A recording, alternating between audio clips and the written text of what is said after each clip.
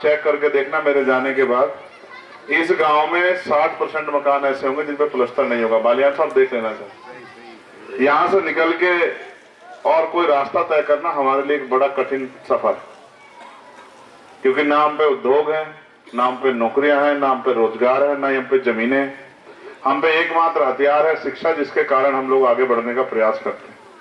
और हम कोशिश करते हैं इस महंगाई के दौर में, जहां शिक्षा का बाजारीकरण हो गया है कि पैसे वाले तो अपने बच्चों को प्राइवेट स्कूल में पढ़ा लेंगे, लेकिन गरीब तो सरकारी में भेज सकता है, क्योंकि उससे ज्यादा की हैसियत नहीं है। और सरकारी में पढ़ाई ना के बराबर हो गई, क्योंकि मास्टर जी को लगा रखा है कहीं पोलियो के काम पे, कहीं टीके के काम पे, कहीं किसी और काम पे, कहीं किसी और काम पे।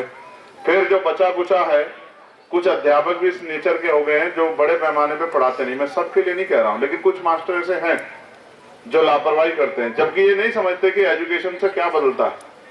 एजुकेशन हमारी तरक्की का सबसे मजबूत आधार, और अगर बुनियाद मजबूत नहीं होगी तो मकान अच्छा नहीं बन सकता। यानी कि अगर प्राइमरी स्कूल में जो प्राइमरी पढ़ाई है वो अच्छी नहीं होगी, कक्षा 1, 2, 3, 4, 5 में अगर अच्छी पढ़ाई नहीं मिलेगी तो वो बच्चा बहुत कामयाब नहीं हो सकता है। तो मैं तो चारों तरफ से जिस तरह से गरीबों का गला घोटा जा रहा है, उनके अधिकार खत्म किए जा रहे हैं, उनको वापस पुराने हालात में लाने के लिए मजबूर किया जा रहा है, ये मैं देख रहा हूं। लेकिन अब रास्ते दो, इन सब चीजों को होते हुए देखते रहे और चुपचाप बैठे रहे हाथ पे हाथ रख के, ये हमारे सामने रास्ता है। और दूसरा कि हम इसके खिलाफ आंदोलन चलाएं, संघर्ष करें, या इसी के साथ साथ आगे बढ़ते हुए राजनीतिक ताकत बना के इसको बदलने का काम करें। तो ये दोनों रास्ते हमारे पास हैं। पहला रास्ता जो सबसे आसान है, उसको हर कोई तय कर सकता है कि भाई इसको जो हो रहा है होने दो, लेकिन मेरे जैसा आदमी जिसके नाम के पीछे आजाद लगा हो, वो इस तरह के गुलामी के रास्ते को स्वीकार नहीं कर सकता। मैं धन्यवाद दूंगा हमारे भीम आर्मी के साथियों का, जिन्होंने लंबे समय से यहां आंदोलन को मजबूत करके रखा, और आज भी लगातार वो अपने कार्य को कर रहे हैं। जहां किसी पे जुल्म जाती होता है उसकी आवाज उठाते हैं, पाठशालाएं चलाते हैं, और तमाम तरह से लोगों को जागरूक करने का काम करते हैं, गरीब बेटियों की शादी कराने में अपना योगदान करते हैं। मैं ऐसे भीम आर्मी के साथियों का बहुत धन्यवाद करता हूं। लेकिन मैं उनसे ये भी कहना चाहता हूं, साथ साथ आपसे भी कहना चाहता हूं, इस देश में जो भी कुछ होता है वो सरकारें तय करती है। जैसे उदाहरण के तौर पे बिजली के दाम क्या होंगे, सरकार तय करती है।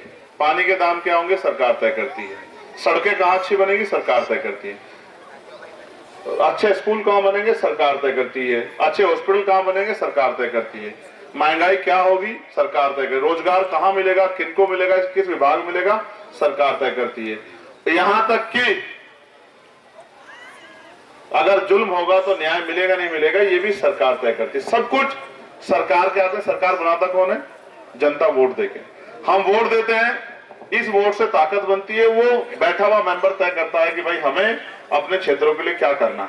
मैं आपसे अपील करने के लिए आया हूं। आप में से बहुत सारे लोग मेरे काम के आधार पर मुझे जानते होंगे, जिस तरह के काम मैं करता हूं। पार्लियामेंट में भी वो मुझे सुनते होंगे लगातार। पार्लियामेंट में मैंने एक सबसे बड़ी आवाज उठाई थी इस बार, अगर आप जाके चेक करोगे, 29 जुलाई को पार्लियामेंट में, कि भाई न्यूनतम वेतन जो है, जो मजदूरों को मिलता है, वो न्यूनतम वेतन 300-400 रुपए से बढ़ा के 700 रुपए होना चाहिए।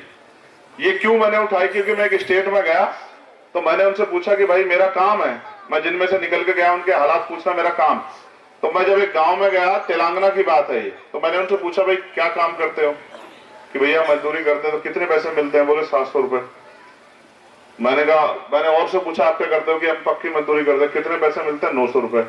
तो मैंने सोचा एक ही प्रदेश में यहाँ 700 रुपए मिलते हैं, हमारे यहाँ 350 रुपए मिलते हैं, तो गलत। तो मैंने कहा महंगाई तो दोनों तरफ बढ़ रही है। तो मैंने पार्लियामेंट में आवाज उठाई कि भाई न्यूनतम वेतन 700 रुपए होना चाहिए। और आपको जानकर खुशी होगी कि केंद्र सरकार ने ये अब सितंबर में ये ऑर्डर किया था कि 1 अक्टूबर से न्यूनतम वेतन जो है, जो केंद्र के कर्मचारी या केंद्र से जुड़े उद्योगों में जो लगे हुए हैं, उनको 783 रुपए मिलेगा। जहां एक समय 300-350 रुपए करना पड़ता था, वहां 783 रुपए न्यूनतम वेतन हुआ।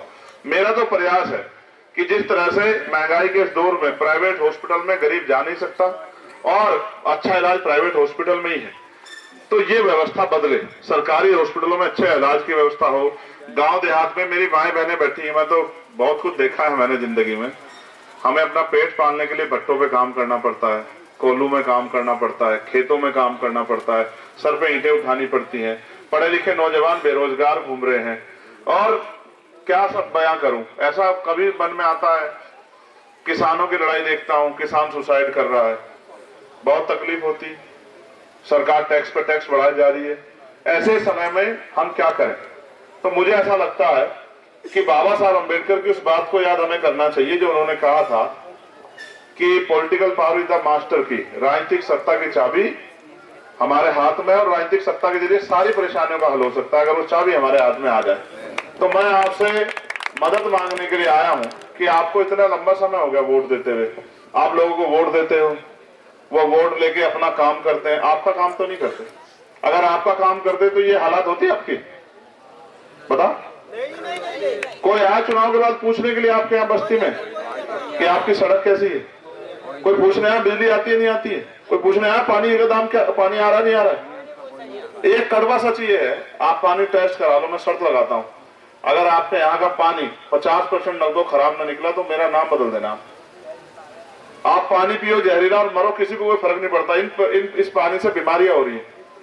आप अमीर लोग नहीं हो, मैं गारंटी देता हूं इस गांव में 80% घरों में आरओ नहीं लगा होगा, चाहे आप शर्त लगा लो। कितने घरों में आरओ लगा, जरा हाथ उठाना।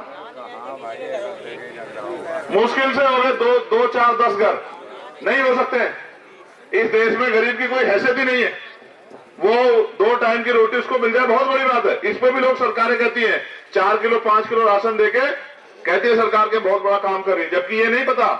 आपको पता है कि सरकार जो राशन देती है, राशन मिलता नहीं मिलता आपके यहाँ? वो राशन का पैसा आता कहां से, पता आपको? क्यों भाई, पता आपको?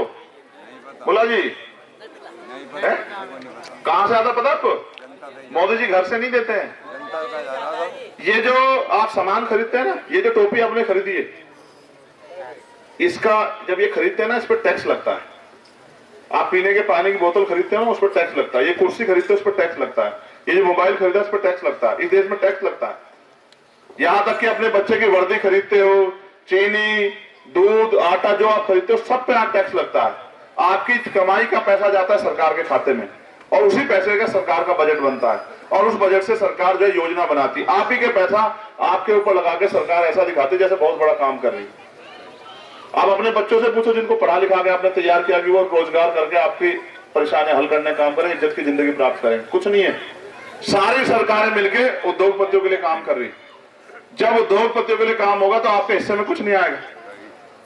मैं यहाँ जाति धर्म की बात नहीं कर रहा हूँ। ये सच है कि देश में जातियां धर्म है, और धर्म के आधार पर जुल्म हो रहा है, ये भी सच है, जाति के आधार पर जुल्म हो रहा है। लेकिन आप मुझे बताओ, क्या 75 साल बाद ऐसा ही देश होना चाहिए था जिसकी सड़कों का भी ये नहीं पता कि सड़कें गड्ढे हैं, जिसका ये भी नहीं पता बिजली कितने घंटे आएगी, जिसका ये भी नहीं पता कि आज जो घर से बाहर निकलेगा वो जाति धर्म के नाम पे मार दिया जाएगा। यहां सड़कों पे, अस्पतालों के बाहर लोग दम तोड़ देते हैं, लेकिन किसी को फर्क नहीं पड़ता है। हमने कोरोना का समय देखा, ऑक्सीजन नहीं थी हमारे देश में लोगों की जान बचाने के लिए। इन नेताओं ने अपने घर तो भरे, आपके बारे में कभी सोचा नहीं है। इसलिए मैं आपसे बस ये कहना चाहता हूं, आपने सबको मौका दिया है, एक मौका आप अपनी लड़ाई लड़ने का चंद्रशेखर आजाद को भी दो, और फिर आप देखना कि कितना बड़ा बदलाव होगा। और आप जानते हैं मैं 24 घंटे 7 दिन इसी उसमें लगा रहता हूं, कैसे किसी के आंसू पूछ सकूं, किसी की आवाज बन सकूं, किसी की मदद कर सकूं। क्योंकि मैं यहां से निकल के गया हूं तो मैं इस बात को जानता हूं कि इनकी इस लड़ाई को कैसे लड़ा जा सकता। मैं आपसे मदद मांगने आया हूं कि इस बार और देना तो 27 में मौका आएगा। आपके यहाँ विधानसभा चुनाव, उपचुनाव हो रहा है। ये उपचुनाव ताकत तैयार करेगा। ये उपचुनाव जो जीत के जाएगा विधानसभा में अपने क्षेत्र की आवाज उठाएगा। आपने सुना है अपने विधायक को विधानसभा में बोलते हुए? अब तो आपका विधायक ही बदल गया बेचारा, वो सांसद बन गया। तो मैं आपसे मदद चाहता हूं कि आप इस लड़ाई मेरी मदद करो। बताओ करोगे नहीं करोगे? दोनों हाथ उठाओ जो लोग मदद करेंगे। नहीं, झूठ मत उठाओ, नीचे करो हाथ। ईमानदारी से उठाओ जो लोग मदद करेंगे। पक्का? दोनों हाथ उठाओगे तभी मानी जाएगी। एक हाथ जो उठाएगा उसकी मानी नहीं जाएगी। और ये जो बहनें वहां खड़ी हैं उनके हाथ नहीं उठ रहे हैं। मैं क्या मानूं कि भाई की मदद होगी नहीं होगी? बताओ। पक्का? अच्छा नीचे करो हाथ। ऐसा तो नहीं होगा कि कोई पैसे वाला आ जाएगा तो कहेगा चंद्रशेखर को छोड़ो, हमारे साथ चलो, ऐसा तो नहीं होगा, बदल जाओगे? चलो छोड़ो, अच्छा बदल जाओ, सोचो, ये बताओ, वो आगे बढ़ जाएगा, आपका क्या होगा बताओ? ये गरीबी की जिंदगी अच्छी लग रही है क्या? अच्छा, ये मेरी बहनें खड़ी हैं, चलो बताओ, एक सवाल का जवाब दो।